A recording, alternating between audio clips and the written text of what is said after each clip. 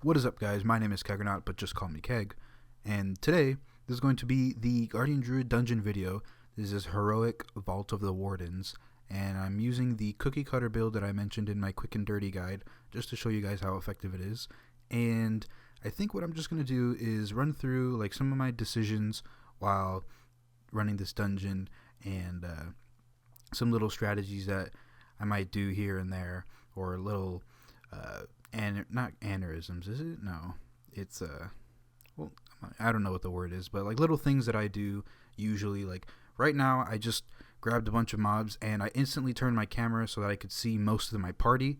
And unfortunately, I have no idea why, but if you notice in the beginning of the video, I tried to turn off and back on the nameplates of all the enemies, and it just wasn't working. I don't know why they are not showing up, so it's going to be a little bit hard to follow. Like, even I got confused sometimes while doing this dungeon. Like, I thought some of the mobs were dead, and after this pack here, I'm going to see that these two Metamorphosis Shadow Hunters are dead, and I thought that we were done, and, you know, apparently we're still in combat. So, I mean, mistakes happen. I don't know what was up with the nameplates there, but right up here, this is like I guess you can call it a little mini boss. Really not too much to worry about. Just she might knock you back and then throw her glaives out. Don't get hit by the glaives, obviously. And then when she goes Metamorphosis, some tanks might get a little trucked if you're not, I guess, geared, like, or you're just playing horribly. Like, to be honest, she doesn't hit hard at all. She's very easy to deal with. When she goes into Metamorphosis form, she is going to do like a pulsing magic damage that she just did there. You'll see I pop Mark of Ursal just to make sure that I help to mitigate that damage as well. Even though it doesn't hurt that much, really. Like, I'm just going to do it anyway, just to help the healer out, even though the healer is pretty good in this run.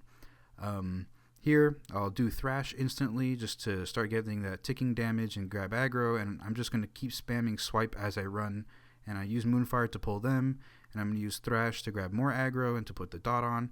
And this is a very big pull, so eventually I'm going to be popping Rage of the Sleeper, the artifact ability, to both reduce my damage intake and also to help, like, just do more damage because it does reflect damage back. So I have a full rage bar. I could have used Iron Fur a little bit easier. Not easier, but a little bit quicker there. I have the 3 stacks of Iron Fur, the 2 stacks of Iron Fur as they fall off, so that's really nice to know. During those trash packs, I've grown to realize that you don't have to rely so much on your rage generators like Mangle and Moonfire if you're using Galactic Guardian, because a lot of the times, just as a bear, you're so durable already that adding more and more Iron Furs, because there are diminishing returns on it. So let's say while you're in bear form by yourself, you have 30% armor, right, for being in bear form. And then when you use Iron Fur, it might jump up to like 68%, for instance. And then if you use Iron Fur again, so you have 2 stacks, it doesn't automatically jump another, what was it, like 38% that I just said? It'll be like 72%. And then if you stack a third Iron Fur on top of that, then instead of it being 72%, it might be something like 76%. Like, it starts to diminish really, really quickly because your armor value needs to go up higher and higher and higher in order to keep gaining points in that to get more physical damage reduction. So it's really important that you don't just burn your rage all the time on Iron Fur. I mean, you can't really go wrong with it because, you know, more damage reduction is more damage reduction. Like, that's nothing to shy away from, but at the same time, it's very important that you do bank your rage for some occasions. Like, I've done this fight, I've done this dungeon millions of times already, and I'm already mythic geared in, like, mythic dungeon geared, so a Heroic Vault of the Wardens isn't going to hurt that much.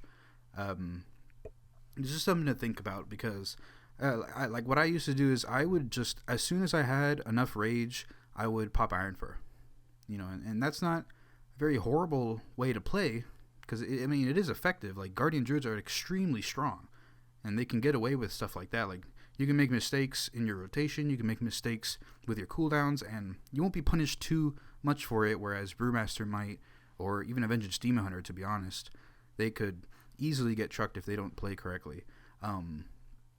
So this guy here, he's not that bad. I have DBM, so Dark Strike's defensive there. You know, I'm just gonna pop more Iron Furs. I might later in the fight I might stack them up, so it just helps a little bit more. But I mean, it doesn't hurt that much. Like, this content isn't that hard, and I can't wait until the raids and the Mythic Plus dungeons come out tomorrow, or on the 20th, I guess, because these videos, like, they're a little unpredictable with how they're published.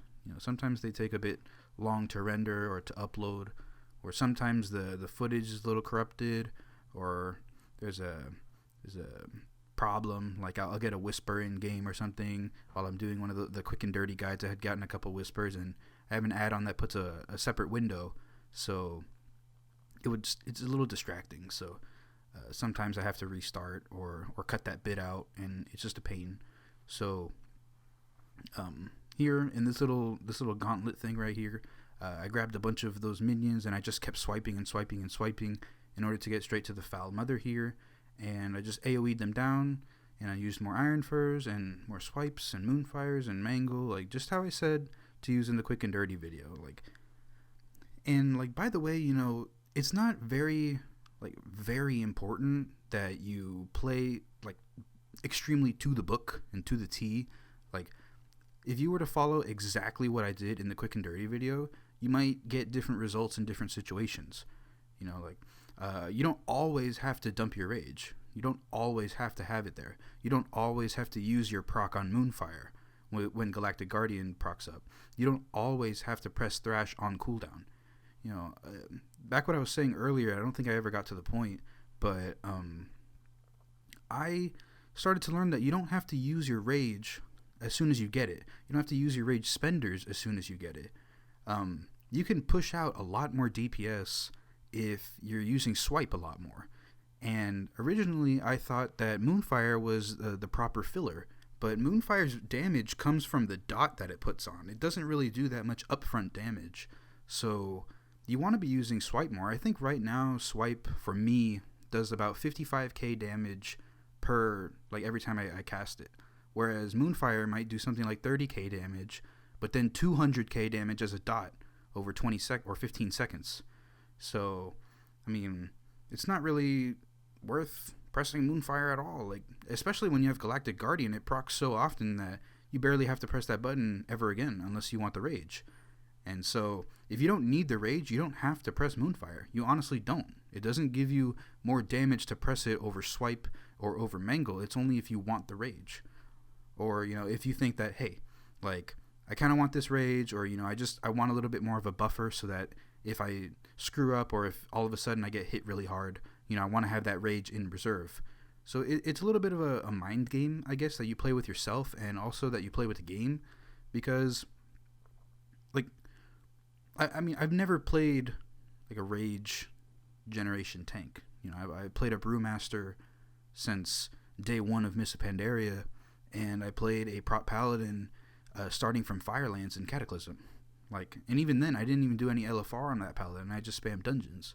So I never played a rage generating tank, and the chi and holy power that you'd get from playing those other two classes, Brewmaster and prop paladin, it was pretty straightforward with what you would spend them on. Chi is blackout kick or guard, or you would use your holy power, I remember, on Shield of the Righteous. And that was really it, or you could do it on Word of Glory, but you barely had to heal yourself because the healers were always good. So, what else is there to talk about? So this boss here, Inquisitive Stare, if you guys didn't know, there's surely bound to be somebody who doesn't know, but those eyes there, you shouldn't attack them ever. They have way too much health to ever be killed, so you just leave them be. And the little pink ray that they put on you, the Inquisitive Stare that you've seen pop up a couple times already, all you have to do is face the eye, or face in the direction of the beam, and then you won't get paralyzed or stunned or whatever it is that it says. It's very easy to deal with. Also to note, whenever he teleports, I just learned this about a week ago, whenever he teleports, he's actually completely immune to damage. So if you have any procs, or if you have any cooldowns that you just want to pop right then and there while the fight is easy, he's actually immune to damage. So it's a nice way to generate rage. I might have done it when he teleported earlier, but he teleports and all I do is spam Mangle and do Moonfire, And I don't do thrash unless I just had to keep the dot ticking at 3 stacks. So that's very important to know. I mean, I guess not that important because you're not really concerned with your damage as a tank, really concerned about your survivability. So it was kind of a shame that the nameplates didn't pop up because it would have made dealing with those ads a lot easier. I did know that I actually just kind of left them be. Like, usually I would have everybody kill off those ads, but since I barely really noticed that they were there, I just kind of went off to when he teleported again the next time. And this boss is also extremely easy. He has a ginormous hitbox, so I wasn't even able to charge in because as soon as I moonfired, I was already too close enough, and I was already out of range, technically, I guess, for a charge. So here, just pop your iron furs as they're about to fall off. There's nothing that really hurts too much that you need to stack iron furs, so only stack iron furs if you need to you would dump more rage. And I kind of messed up here. I thought that he was going to spin the other way, so I started spinning that mirror the direction that it would have worked if I had originally thought that it was going to be that way. But I fixed my mistake. And also after here that I learned about 2 weeks ago is that once he comes out of this shell, he has about 15 seconds where he takes extra damage. So you can save any cooldowns. If you do happen to choose the Incarnation talent, you could pop it here and just keep spamming mangle. You get a nice DPS increase out of it. That's why he died so quick. Either people save their cooldowns or he just takes really that much damage, and we had really good DPS. So that's nice. After this boss, I checked the garrison report there because it's still blinking, but I didn't really figure out what it was off of first glance. After this boss, you can just go into the left hallway here, and you don't have to go completely all the way around and fight that other ad that's on the right coming out of this room. Later on, we do fight him just because, like, to get out of the way, because it's quicker to get to this boss going down that corridor, but it takes a long time going back around just to avoid combat for about a minute or two. So I just thought we should go and attack that mob. This boss, like, I got here too quick, so the rest of my party had to wait. I had to wait for my party, so while they were coming. This boss is really, really easy. Like, there's nothing to really worry about as a tank at all. There's, like, really nothing to worry about as a tank at all. Like, especially when he comes out here. If you can kill him on your first attempt, that's really good because then you could just keep stacking resources up. And look, I had about 80 rage right there before he actually initiated combat, so I didn't have to dump my rage and waste some precious seconds on Iron Fur while he was just standing there and saying whatever he says when he breaks out. I mean, I guess I am taking some damage, but really, like, I'm looking at the healer's mana bar right now, and it's still at 1.1 million, so either the priest is, I guess kind of AFK a little bit, but really not prioritizing my health too much because, like, throughout the dungeon I have been in mostly stable state. And I noticed at around 50% health right here, nobody had used the countermeasures yet, and he was also dying so quickly, so I thought I'd drag him over there and use the countermeasures just to quicken the fight a little bit more. And while he is frozen like this, he does take, I believe it's 2 times more damage, so I didn't pop any Iron Furs here. I just had that one ticking from before he was frozen. I'm just spamming swipe, spamming rage, spamming mangle and all that. I have a full rage bar right now, and as soon as he comes out, I use Iron Fur just to make sure that I mitigate just that much more damage, even though I honestly could have just saved it, but I wasn't going to use it for anything anyway.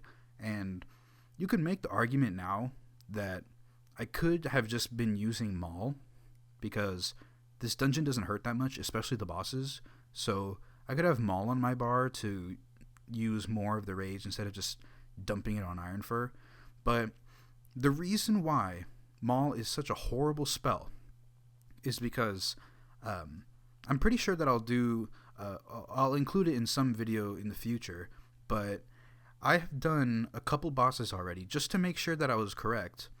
But I would spam Maul. I would do my best to spam Maul every single time it came off cooldown. Every 3 seconds it comes off cooldown, I did my best to press it, And at the same time, I also have to keep my Iron Furs up, just, to help mitigate the boss damage. And also I have to fill in other global cooldowns with swipe and whatnot. So Yeah, my attention is dedicated elsewhere, but I'm pretty sure that probably about 90% of the times that Maul was up, I had immediately pressed it again, right? So even after all that, and burning through so much rage just to test my theory, I would look at the damage charts, right, for total damage of that fight and what spells did what damage, and I would look and I would see that Maul would have less total damage on that fight than my simple auto attacks. Yes, my auto attacks did more damage than an ability that costs 20 rage. And if I remember one of the instances that I did that testing, I had hit it, I had crit about 17 times, and like, hello?